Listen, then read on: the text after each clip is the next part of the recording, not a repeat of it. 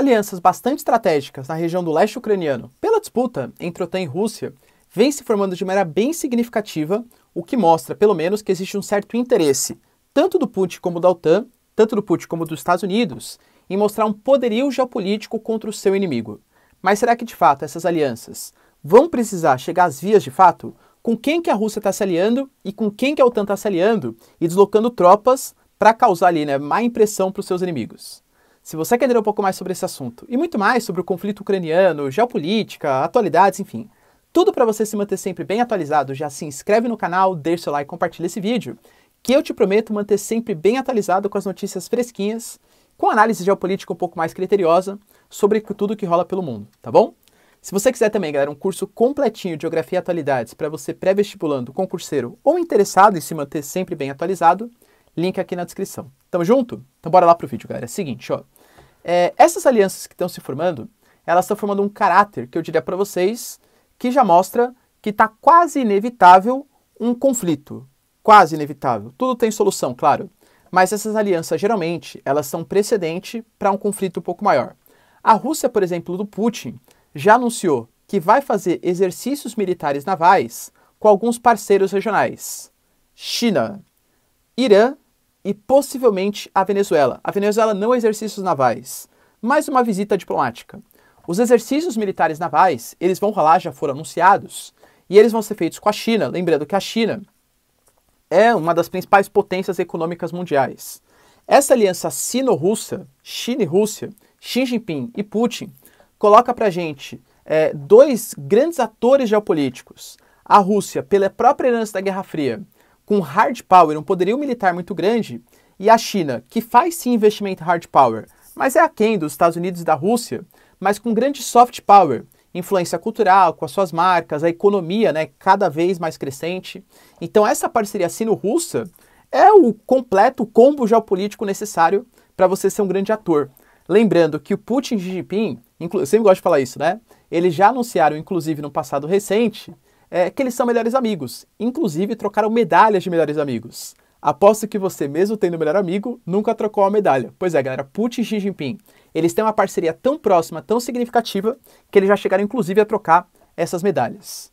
Então, a China participando é mais um ator de peso do lado russo. O Irã, professor, Irã é nada. Irã é nada, não. O Irã é um país muito significativo. Grande reserva de gás, grande reserva de petróleo. Não dá para esquecer que os caras controlam o Estreito de Hormuz, que é a passagem do petróleo, praticamente 1/4 de todo o petróleo que é negociado pelo mundo é controlado pela passagem Estreito de Hormuz que o Irã controla. E o Irã, a gente não pode esquecer, é um grande inimigo geopolítico de grandes aliados da OTAN e grandes aliados dos Estados Unidos, como, por exemplo, Israel e a Arábia Saudita, que são dois parceiros americanos locais. Claro que o Irã é muito mais fraco, mas um apoio de peso do Oriente Médio também é bem significativo. E mais, recentemente, o próprio Ministério da Defesa russo soltou uma nota criticando a postura que os americanos e a OTAN vêm tendo de instalar bases militares próximos da Rússia. Lembrando que na década de 90, quando teve o fim do Pacto de Varsóvia, que era uma espécie de exército soviético e exército socialista, havia a promessa por parte da OTAN que eles não se aproximariam do leste europeu. Uma promessa de boca a boca, não teve o documento assinado. Mas enfim, era uma promessa. Por estar desrespeitando essa promessa, a Rússia pensou, poxa, e fez inclusive a declaração, Por que a OTAN e os Estados Unidos podem se aproximar, instalar bases, aproximamento da OTAN, Ucrânia, tal, e eu não posso, por exemplo, me aproximar de alguns países da América Latina? Por exemplo, e se eu me aproximar de Cuba? E se eu me aproximar da Venezuela? Soltou essa no ar. O Biden falou que caso tivesse uma aproximação, as respostas seriam das mais duras possíveis. Enfim, vamos ver se realmente vai ter, Por quê? Porque o Ministério das Relações Exteriores da Venezuela soltou uma nota que o Maduro, presidente da Venezuela, uma ditadura, péssimo, enfim, foi convidado para fazer uma visita diplomática à Rússia de Putin. Cara, não dá para ser inocente, Pô, essa visita diplomática, em pleno contexto de tensão na região do leste ucraniano, quando houve uma possível, uma suposta ocupação militar russa na Venezuela, é no mínimo uma provocada aos americanos, tá? É no mínimo testar, aquela cutucada no Biden para saber se ele vai tomar algum tipo de postura. Então, se a Rússia vem estabelecendo grandes aliados, a OTAN, o mundo ocidental, os Estados Unidos, também estabelece. Inclusive, reuniões vêm acontecendo entre a OTAN, membros da União Europeia, e algumas posturas mais rígidas estão sendo adotadas. Cito para vocês, por exemplo, a Dinamarca prometendo deslocar tropas, navios militares, para a região do Mar Báltico. Próximo ali, Letônia, Lituânia, Estônia, a Rússia, tá? Uma região bem estratégica para os russos. A gente teve o Reino Unido mandando armamentos antimísseis para a Ucrânia. Pô, isso claramente é um apoio militar e logístico aos ucranianos numa suposta invasão russa. E agora a Espanha, mais recentemente, também anunciou que vai fazer incursões militares navais na região do Mar Negro. Lembrando que o Mar Negro talvez seja o início do conflito mais grave entre os ucranianos e os russos. Em 2014, quando a Rússia ela invadiu, ocupou, né, enfim, depende de quem se defende, a região da Crimeia, a península da Crimeia, a Ucrânia não reconheceu essa ocupação como legítima. A União Europeia não reconheceu, a OTAN, o mundo ocidental não reconheceu. É que talvez naquele momento, por uma coisa tão séria como o que a Rússia fez, a resposta que o mundo ocidental esperava do Obama, presidente à época, era subir um pouco mais o tom. O Obama aplicou algumas sanções econômicas contra a Rússia e expulsou a Rússia do G8, né, que são as 7 economias mais desenvolvidas do mundo, mas a Rússia que participava das negociações. Pois foi colocado como uma retaliação fraca. Então, o Obama, ele é visto como um presidente que deixou muito a Rússia crescer no cenário geopolítico. Intervenção na Síria, a Rússia fez, os Estados Unidos fez menos na época do Obama, enfim, tá? Então, o Obama ficou com um pouco esse caráter. Tanto que o Trump, quando ele é eleito com a plataforma Let's Make America Great Again. Vamos fazer a América grande de novo. Tirar o Obama, aquele presidente fraco, pelo menos segundo a visão republicana, né, do poder.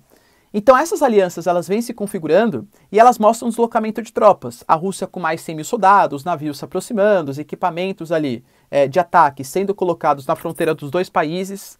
Isso mostra um indicativo de um possível conflito sem volta.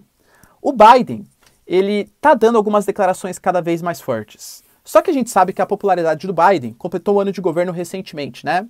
Ela vem despencando. Questões como inflação, pandemia, a questão, por exemplo, da saída do Afeganistão completamente atabalhoada, deixando para grupos rivais armamentos, dinheiro, equipamento, logística.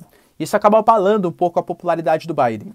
Então o Biden, ele está tendo que fazer um discurso mais forte. Talvez o que o Biden esteja querendo fazer é fechar um pouco, minar um pouco as questões internas que vem acontecendo nos Estados Unidos para essas questões externas, deslocar um pouco a atenção. Eu fiz a AUKUS, uma aliança que vai conter a expansão da China no Mar da China. Eu estou fazendo aqui declarações fortes contra a Rússia, porque eu estou me posicionando como uma grande potência novamente. Dá os seus deslizes às vezes? Dá. Por exemplo, recentemente fez uma declaração pública que minimizava uma possível incursão da Rússia no leste ucraniano. Falou assim, a gente tem que ver, né? Teve uma reunião para discutir o que os países ocidentais e a OTAN vão fazer no leste ucraniano em duas situações. Se for uma pequena incursão, quais vão ser as respostas? Talvez sejam apenas sanções. Ou se for uma grande incursão, aí talvez a resposta tenha que ser mais efetiva. Vocês percebem a falha, né?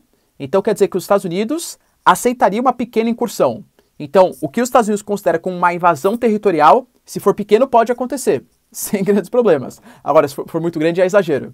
Cara, isso foi alvo de grandes críticas por parte da mídia americana, dos parceiros. O Biden voltou atrás e falou, não, a gente não vai aceitar nenhum tipo de retaliação, nenhum tipo de incursão por parte dos russos. Voltou um pouco no discurso. É interessante a gente pensar também que essa aliança entre Rússia e Venezuela, ela é crescente, cara, isso é bem importante, tá?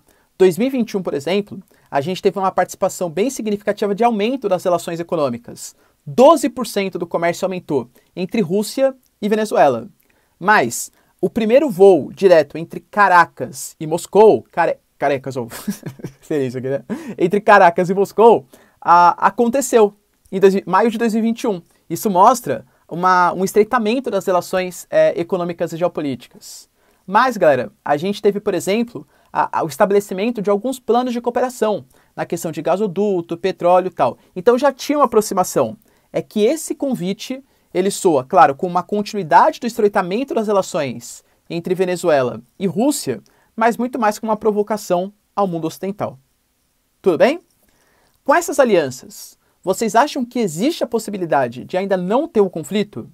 Qual aliança está mais forte? OTAN, com a participação agora mais efetiva da Espanha, Reino Unido e Dinamarca, além do próprio Estados Unidos, claro, ou a Rússia, com parceria com China, o Xi Jinping é o melhor amigo do Putin, Irã e talvez Venezuela? Deixa aí nos comentários, quero saber a sua opinião. No mais, galera, se curtir o vídeo, não esquece de deixar aquele like para ajudar, tá bom? Sempre ajuda. Comenta aí o que vocês acham. Tamo junto, beijos, abraços e